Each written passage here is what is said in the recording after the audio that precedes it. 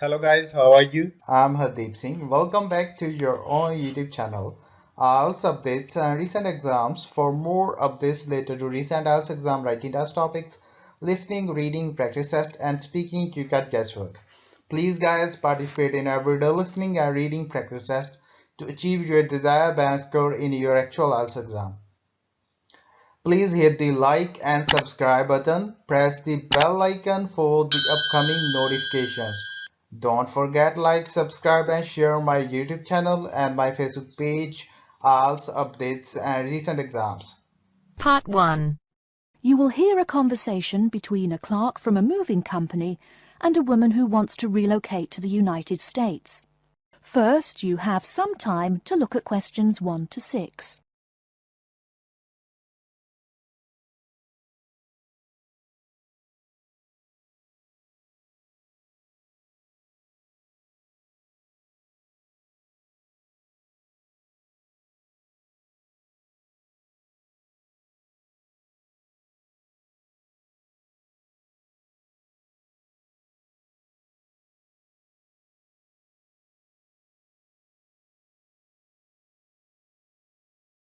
Good morning, ma'am, and welcome to Australia's Moving Experience. How can I help you?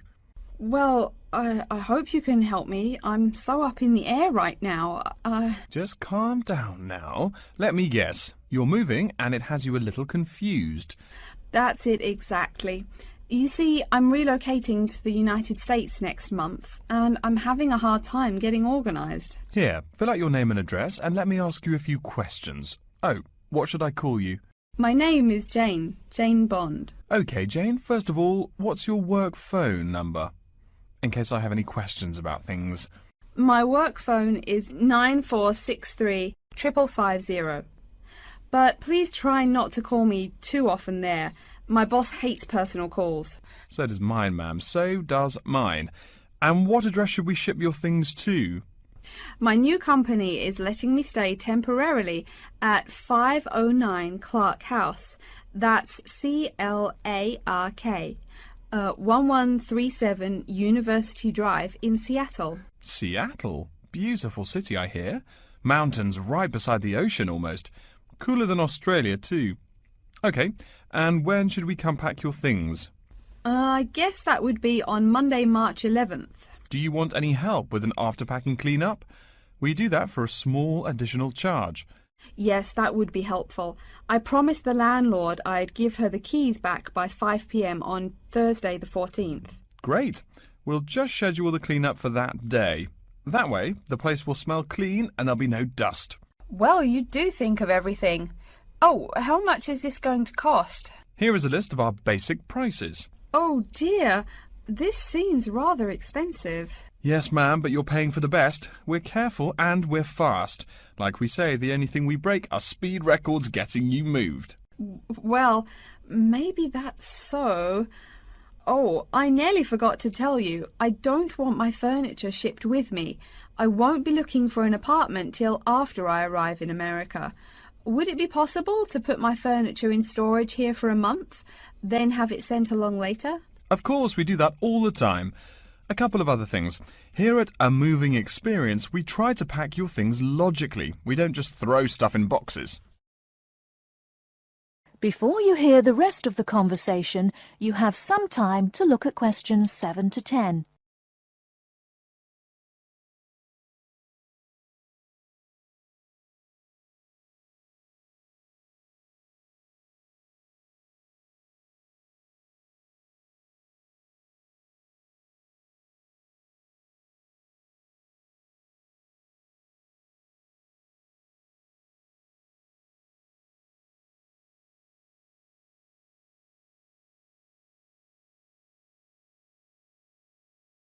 Now listen and answer questions 7 to 10.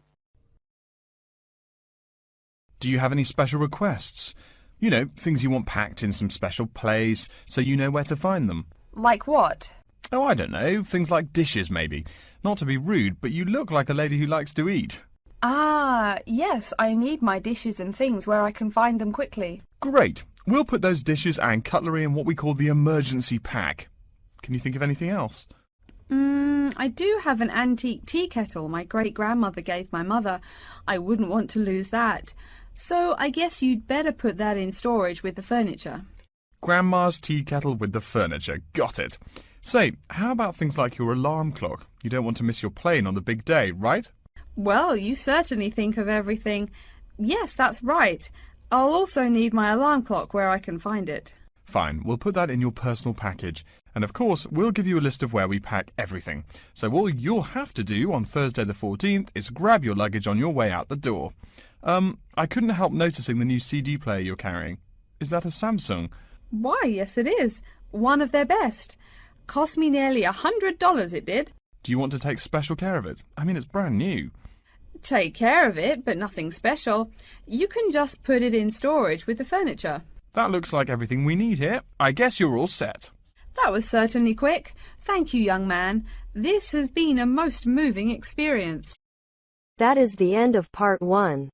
You now have half a minute to check your answers.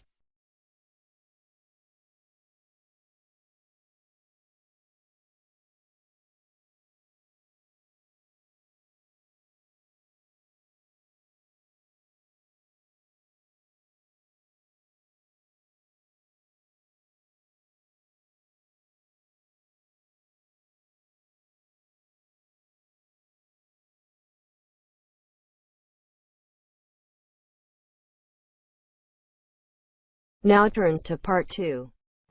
You'll hear an introduction to a conference on computer system language learning. First, you have some time to look at questions 11 to 16.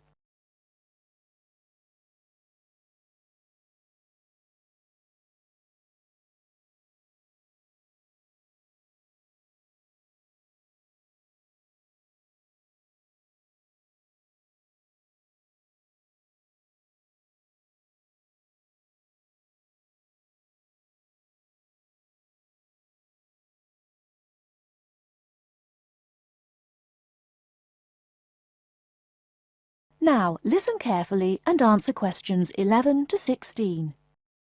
Good morning, everyone, and welcome to the second annual Wallabaloo Conference on Mastering Computer Languages. I hope you all had a good trip. Before we get underway with today's program, let me fill you in as to what's on tap for tomorrow, Sunday, February 19th. At 9 a.m, right here in the main hall, we'll be hearing a lecture from Dr. John Smith about computer as teacher. Professor Smith from the University of Melbourne is a world-class expert in the field of computer-assisted education, and his talk promises to be both stimulating and informative. Immediately afterwards, at 10:30, there will be a presentation of papers by various delegates. That, however, will take place in the garden room on the ground floor. If you don't yet know, the garden room is also called the ballroom and will be gathering at the west end, the slightly raised area called Level 2. Just look for the crowd. If you get lost, there are signs in the foyer. After all that thinking, talking and listening, I expect everyone will be a bit weary. So at 11:15, there will be a break for coffee, cookies and other light refreshments. These will be available at the aptly named refreshment stand, placed by the door back here in the main hall. Also, if you choose to skip the formal lunch, you can buy a packed lunch at the stand for a reasonable price. I strongly urge you, however, to join us at the formal lunch. That won't be till 1 o'clock sharp, so you have time to stroll about town a bit. We'll be eating at the Seaview restaurant. The restaurant is located right here in the hotel on the top floor. It's a good dozen flights of stairs, so I suggest you take the lift on the ground floor, eh? If you're not fond of fish, there's an all-you-can-eat barbecue available as well. They even offer wallaby meat. After lunch, we'll troop back downstairs to Level 2 in the ballroom for the presentation of further papers, which will begin at 2 p.m. Please try to be on time. I know you'll be a bit tired after lunch, but the ballroom echoes so with people coming in late. Thank you in advance.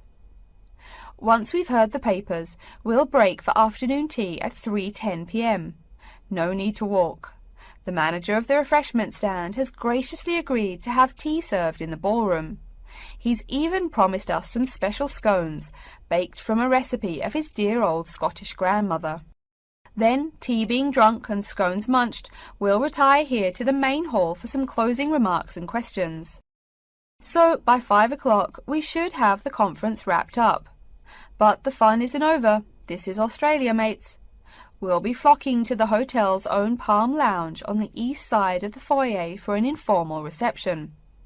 You can relax, mingle with the other delegates, and let your hair down a bit.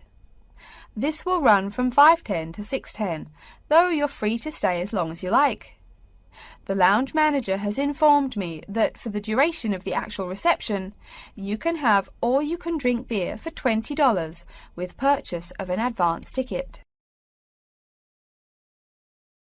Before you hear the rest of the talk, you have some time to look at questions 17 to 20.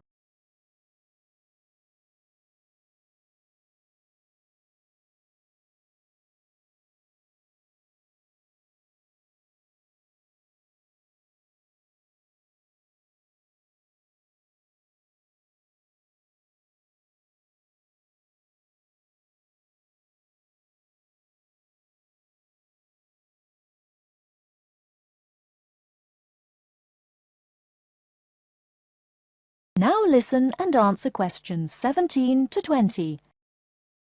And yes, tickets can be purchased from any conference organiser or at the front desk any time between now and the start of the reception. I suggest you come by tomorrow evening to pick up the tickets, since the conference hall only holds 800 people. That way you can also get your journey planned ahead of time and be sure not to miss this truly memorable conference. If you want cocktails, however, I'm sorry, you'll have to pay for those at the regular price. Oh my goodness! Speaking of paying, I see I forgot to tell you a couple of things. The first is about lunch. The charge for the lunch will be $15 for all you delegates. If you have guests with you, the cost is $25 for the general public and $6.50 for children under the age of 10. That's $15 each, not total for everyone. Another item is about the lunch menu. I very much urge you to try the fish. I mean, look at the restaurant's name, the Sea View. As the name suggests, it is a famous seafood restaurant. The chef is a Basque from Spain, and he really gets quite put out when people ignore his fish specialities for burgers or barbecue. If fish isn't your thing, though, try the steak. He makes an exquisite filet mignon topped with blue cheese and mushrooms. Finally, if you'd like to buy a ticket, you can have both lunch and unlimited beer for $35. I should have mentioned that earlier, but I am a bit forgetful. Maybe I should avoid the beer after the conference, eh? Well, I've said my bit. Are there any questions? That is the end of part 2. You now have half a minute to check your answers.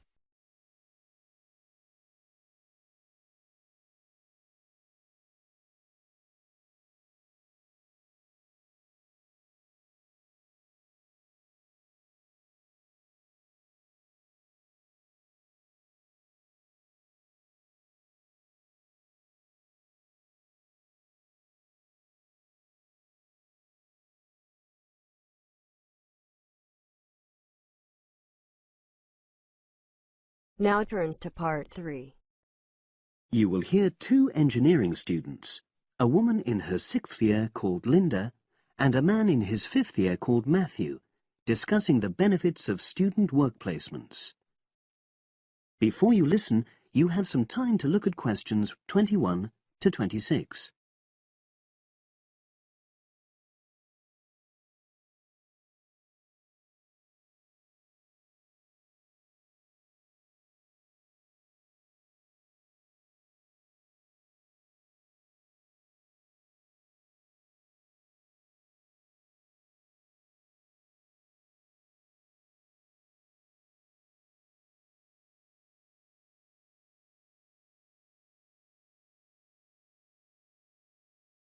Now listen and answer questions 21 to 26.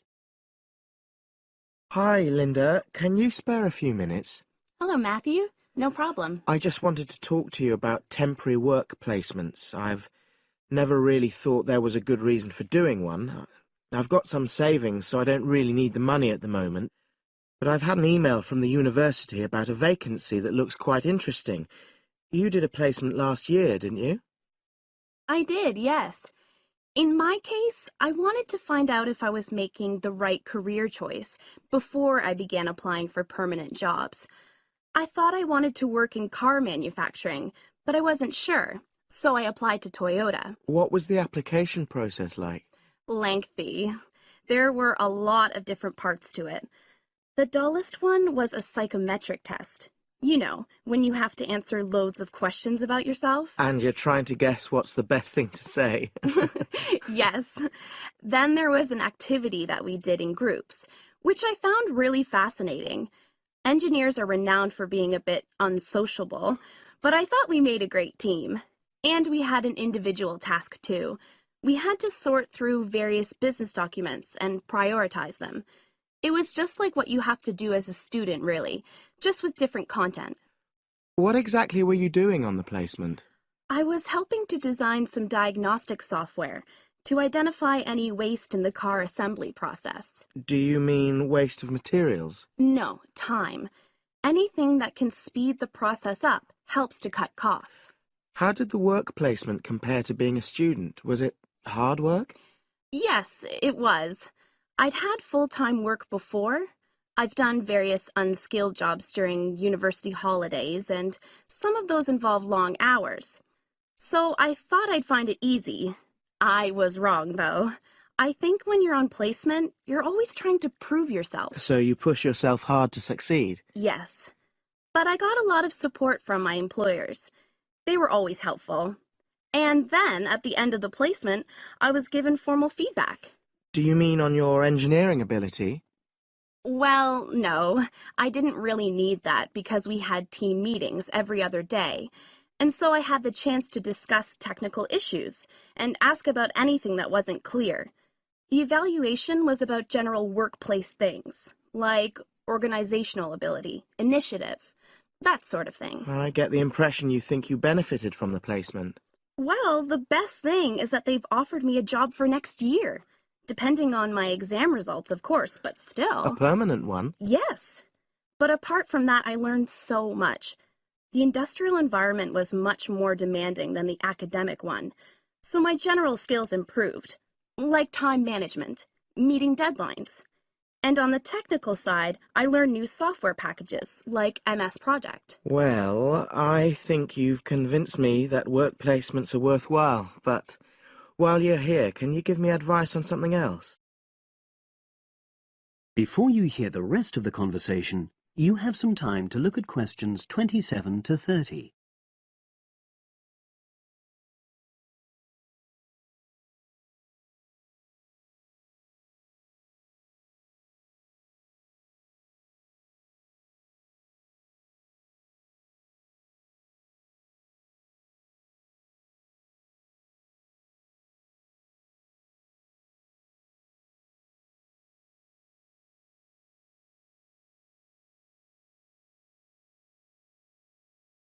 Now listen and answer questions 27 to 30.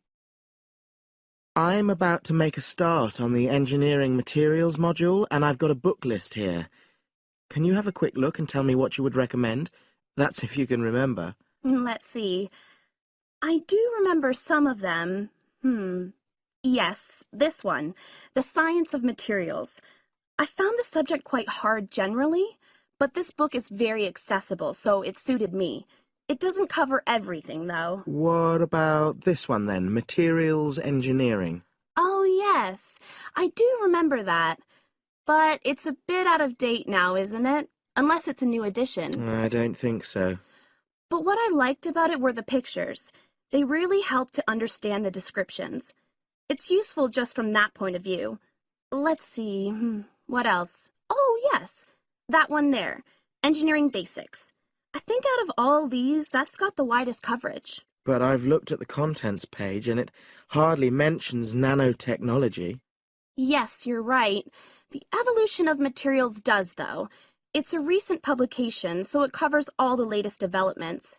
It's a bit thin on the 1960s, though, and that decade was quite important. Well, it sounds as if they all complement each other in some ways. I don't suppose you can lend me... That is the end of part 3. You now have half a minute to check your answers.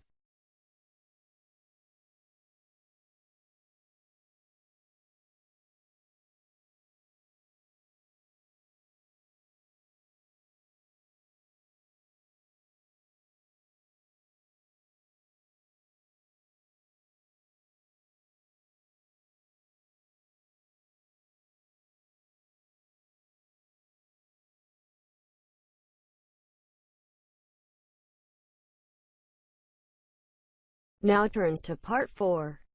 You will hear a historian giving a presentation about techniques to identify the origin of handwritten books from the Middle Ages. First, you have some time to look at questions 31 to 40.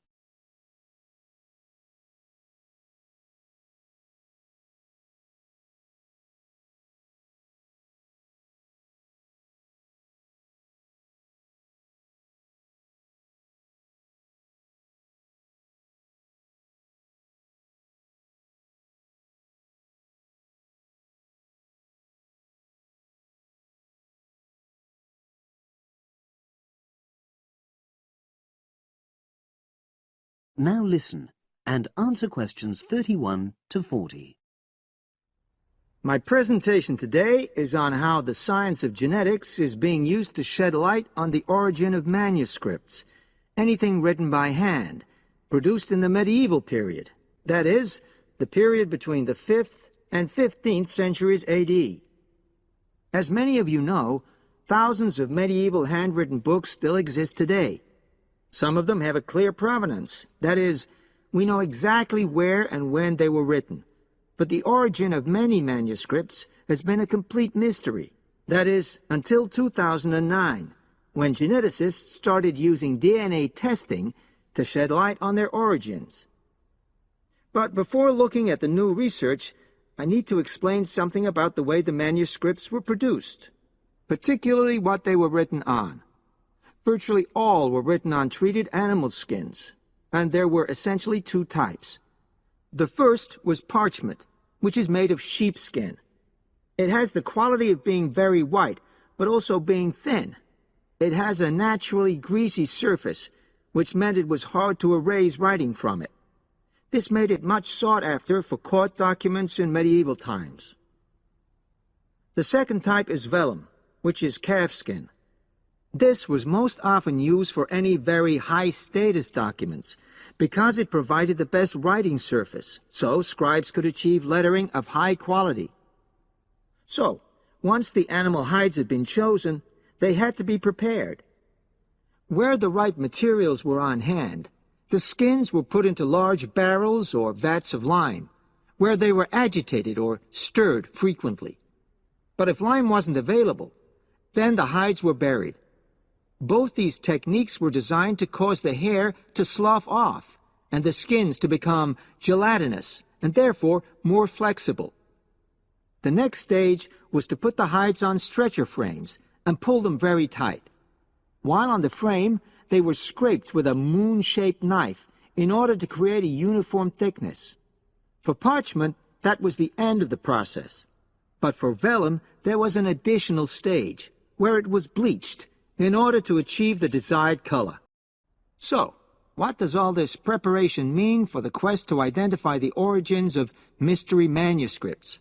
Well, until recently, the only way historians and other academics were able to guess at origins was either through the analysis of the handwriting style or from the dialect in which the piece was written. But these techniques have proven unreliable for a number of reasons. It was thus decided to try to look at the problem from a different angle, to start from what is known, that is, the small number of manuscripts whose origins we do already know.